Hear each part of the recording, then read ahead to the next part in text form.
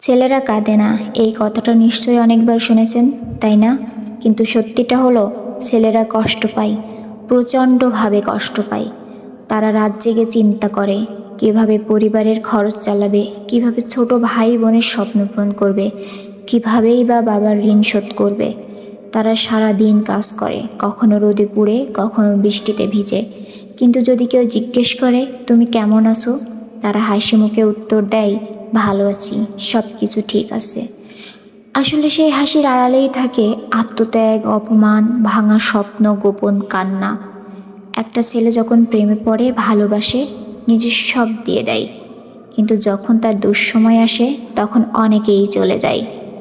তখন সে শুধু চুপচাপ সহ্য করে, কারণ সে জানে কাঁদলে কেউ বলবে তুমি তো ছেলে, এত ইমোশনাল হও কেন।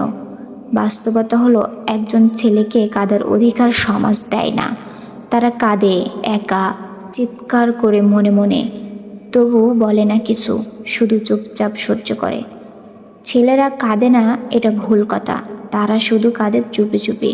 তারা ব্যথা সহ্য করে নিজের মতো করে। তারা লড়াই করে প্রকাশ না করেই।